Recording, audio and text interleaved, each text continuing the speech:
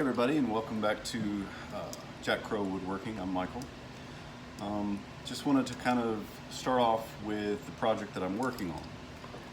At the moment, I'm working on this.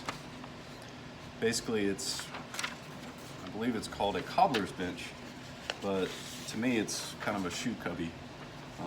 We've got a lot of people in our house, and you come in, take off your shoes, and the more people you have, the more shoes you have, especially if you've got work boots and slip-ons, all that sort of stuff. So what I'm first doing is building the frame. So that's going to be the back side of this and the front side. And to have support across, from top and bottom, front and back, I decided to do a mortise and tenon, a through mortise and tenon, I believe. Like I said, I'm not a professional. I just know that I love doing this, and that's what's important to me. I'm gonna get names of things wrong. I'll call it something, and it, so have patience with me. Give me a little grace. But the whole point of this isn't exactly to, this is specifically this or this.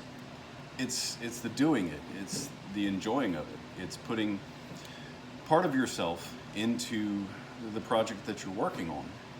And I think that's what's most important. Because if you do something with love and patience and try and be as precise as you can, and still give yourself a break, because I'm no Paul Sellers by any stretch of the imagination. So let's get on with it. So what I did was I created mortises in the top and bottom left and right corners. And to put in the mortise, I've got, basically it's a 2 by 2.5 inch white oak. This whole project is white oak. My wife and I had a tree in our backyard, and we needed it cut down, so we had it milled, and this is the result. And we love the tree, and I want that tree to keep on having purpose, and so that's what this is about. So anyway, so to cut this, I have learned that, a tape measure and a pencil is all fine and good, but you want to be sure where you make your cuts. And sometimes pencils lie to you, or sometimes you move the square while you're drawing the line, and then it gets, you got to erase, and then when you're cutting, you're like, which line is it? Is it this one? Is it this one? So what I've learned is that it's really important to get yourself a marking knife. I keep it in my apron.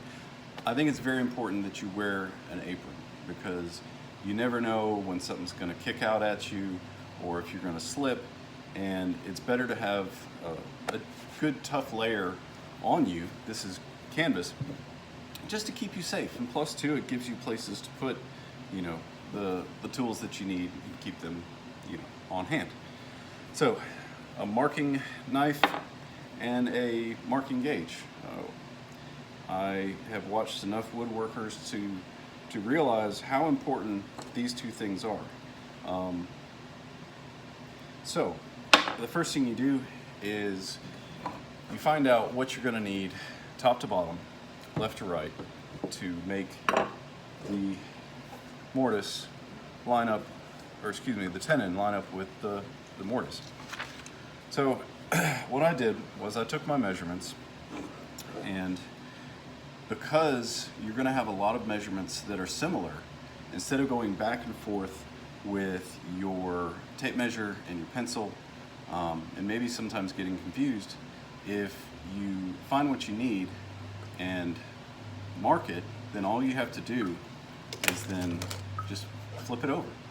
So if I need to mark this, which is 1/2 inch, so I just flip it over and I mark it. And that way those marks are permanently in that wood.